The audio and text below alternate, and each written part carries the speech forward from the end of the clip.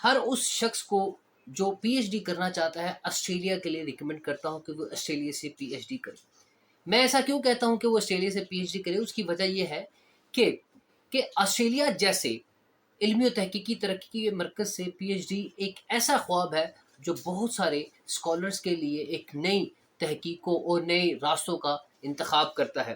Australia ना सिर्फ दुनिया की मायनाज यूनिवर्सिटियों का गहवारा है, बल्कि यहाँ का तालीमी माहौल बैनुल अक़वामी मेयार और फैकल्टी का ताउन जो है वो दुनिया भर के स्कॉलर्स के ख्वाबों को हकीकत में बदलने का एक इदारा भी माना जाता है।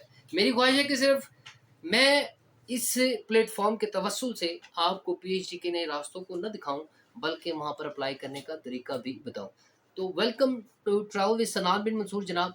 जैसे कि आपको पता है कि हमने पीएचडी अब्रॉड स्टडीज़ की एक सीरीज़ स्टार्ट की हुई है, और इस सीरीज़ का मकसद ये है कि आपको ये बताया जाए कि पीएचडी आप कैसे कर सकते हैं और उस पर अप्लाई कैसे कर सकते हैं, कौन कौन सा डॉक्यूमेंट्स रिक्वायर है, प्रपोजल कैसे बनाना है, स्टेटमेंट ऑफ पर्पस क्या है, मोटिवेशन लेटर क्या है, वो कैसे बनवाने हैं। ये सारी चीज़ें मैं आपको अपनी इन वीडियोस में पीएचडी स्टडी अब्रॉड के थ्रू बता रहा हूँ। आज जिस कंट्री का हमने हमने जिस कंट्री को हमने सेलेक्ट किया है वो कंट्री है ऑस्ट्रेलिया। जैसे कि आपने इंट्रोडक्शन में भी सुन लिया होगा, ऑस्ट्रेलिया एक ऐसी जगह है जहाँ पर बहुत सारे लोग पीएचडी करना चाहते हैं, जहाँ बहुत सारे लोग जाना चाहते हैं, लेकिन रिसेंट रूल्स और रेगुलेशन में तब्दीलियों की वजह से बहुत सारे लोगों को रिजेक्शन का भी सामना है। लेकिन पीएचडी एक ऐसा रास्ता है कि अगर आप इसमें अपने डॉक्यूमेंट सारे कंप्लीट कर लें और आप एक अच्छा सा रिसर्च प्रपोजल बना लें और प्रोफेसर को कन्विंस कर लें, तो मैं आपको गारंटी से कहता हूं कि आप ऑस्ट्रेलिया में ना सिर्फ पीएचडी कर सकते हैं, बल्कि मुस्तकिल तौर पर रहने के लिए अपना एक घर भी बना सकते हैं, क्योंकि वहाँ पर मेरे ऐसे बहुत सारे दोस्त हैं जो इस वक्त ऑस्ट्रेलिया से पीएचडी कर रहे हैं, और उन्होंने मुझे बारहा रिकमेंड भी किया है कि लोगों को कहें कि वो पीएचडी जो है ना वो ऑस्ट्रेलिया से करें।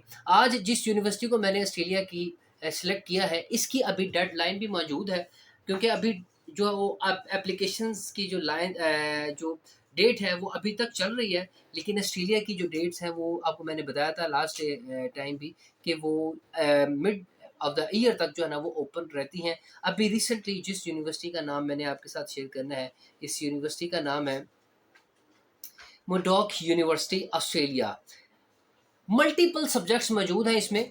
आपके जो सब्जेक्ट्स हैं आपके पास, आपका जिस जो है ना वो स्टडी में आप एक्सपर्टीज़ हैं, आपको कमांड है या डिग्री मौजूद है, उसमें आप इजीली इसमें अप्लाई कर सकते हैं। तो सबसे पहले मैं आपको बता दूं कि इस यूनिवर्सिटी की डेडलाइन क्या है एप्लीकेशन सबमिट करने की। तो आपको बताता चलूँ कि डेडलाइन 30 अक्टूबर 2025 है। Position available MS PhD and post doc, no application fee needed. सबसे अहम तरीन बात यह है कि इस यूनिवर्सिटी में आपको एप्लीकेशन फ़ीस नहीं देनी, आपने जस्ट अप्लाई करना है।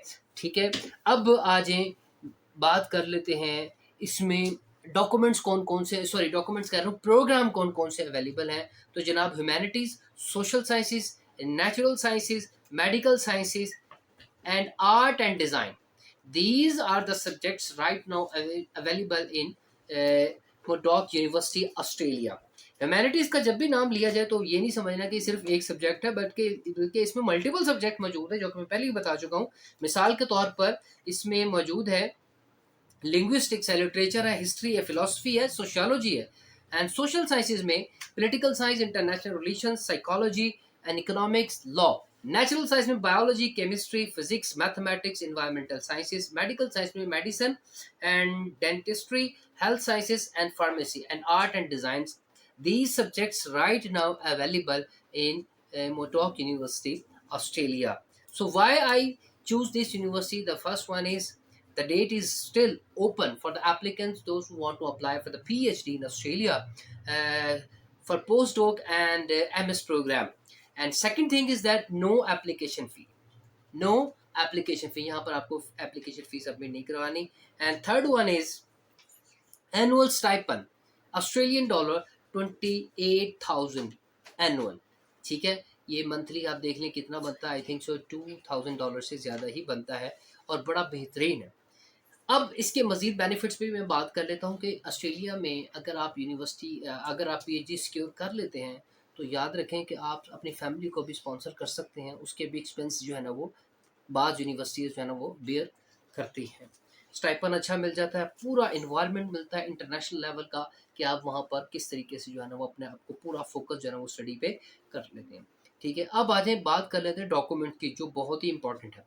डॉक्यूमेंट्स में सबसे पहले आपके पासपोर्ट, आपका आईडी कार्ड, आपके एजुकेशनल सर्टिफिकेट्स जो कि एचईसी से आपके अटेस्टेड होने चाहिए। अच्छा, एजुकेशनल डॉक्यूमेंट्स में जो इम्पोर्टेंट 3 डॉक्यूमेंट्स हैं वो आपके मास्टर्स के डॉक्यूमेंट्स हैं विद रिसर्च बैकग्राउंड। मैंने पहले भी बताया था कि रिसर्च बैकग्राउंड के साथ आपके डॉक्यूमेंट होना ज़रूरी है। अगर रिसर्च बैकग्राउंड नहीं है तो ये वीडियो आपके लिए नहीं है, तो आप उसमें अप्लाई नहीं कर सकते। ठीक है, रिसर्च बैकग्राउंड होना ज़रूरी है। पब्लिकेशन ऑप्शनल है, बट हो तो बहुत अच्छी बात है, कम से कम 2 पब्लिकेशन। मोटिवेशन लेटर चाहिए, और फिर स्टेटमेंट ऑफ पर्पस चाहिए, एंड रिकमेंडेशन लेटर्स एटलीस्ट 3, 2 हो ठीक है, 3 हो तो बहुत अच्छी बात है।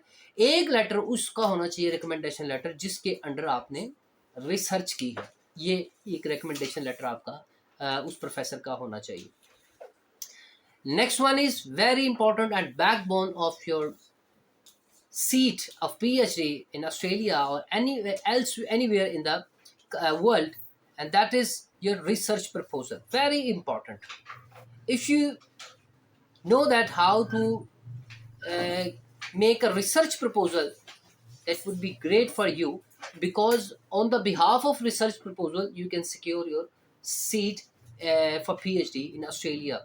तो आपका अगर रिसर्च प्रपोजल जितना अच्छा होगा, आपके चांसेस उतने ज़्यादा, बिकॉज इन रिसर्च प्रपोजल आपने ये एक्सप्लेन करना है, ये बताना है क्या कि आप पीएचडी क्यों करना चाह रहे हैं, आप पीएचडी में कौन सा एरिया आपने उसके ऊपर रिसर्च करनी है, उस रिसर्च में कितना गैप है, कितने स्कॉलर्स ने या कितने आर्टिकल्स उसके ऊपर ऑलरेडी पब्लिश है, आपका एक स्पेसिफिक जो पीरियड है, टाइम पीरियड है वो क्या है, उसका हासिल क्या होगा, उसका आप उसमें आप आउटपुट क्या लेंगे उस रिसर्च का।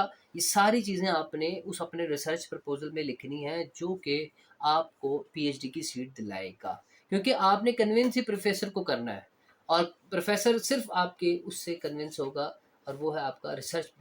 बाकी चीज़ों में कंप्रोमाइज़ हो सकता है, बट आपके रिसर्च प्रपोजल में कंप्रोमाइज नहीं हो सकता। And next one is IELTS. IELTS is very important. Australia IELTS को बहुत प्रेफरेंस देता है, एक इंग्लिश कंट्री, इंग्लिश बोली जाती है यहाँ पर, तो इनकी जो आइल्स रिक्वायरमेंट है वो ओवरऑल 6.5 से लेकर 7 तक है। अगर आपकी ये रिक्वायरमेंट है तो आप वेल एंड गुड, आप बड़े फिट हैं पीएचडी की जो है ना वो सीट के लिए। इसके अलावा आप अपने तमाम डॉक्यूमेंट्स अलाइन रखिए, जिसमें एमआरसी है, एफआरसी है, आपका आईडी कार्ड है, each and everything should be align. And ये डेट अभी भी अवेलेबल है, ठीक है, 30 अक्टूबर इसकी लास्ट डेट है। 28,000 ऑस्ट्रेलियन डॉलर इसका एनुअली जो है ना वो स्टाइपन है। बड़ी गोल्डन अपॉर्चुनिटी है, मिस ना कीजिएगा। मैं इस यूनिवर्सिटी का लिंक अपने वीडियो के डिस्क्रिप्शन में दे रहा हूँ, आप मज़ीद एक्सप्लोर कर लीजिए। कोई क्वेश्चन हो तो आप मुझे इनबॉक्स कर सकते हैं, और मेरे व्हाट्सएप चैनल को भी आप फॉलो करना ना भूलिए। इसमें मैं डेली बेसिस के ऊपर जो है ना वो आपके साथ शेयरिंग कर रहा हूँ around the globe. Thank you so much for watching. Channel सनान बिन मंसूर।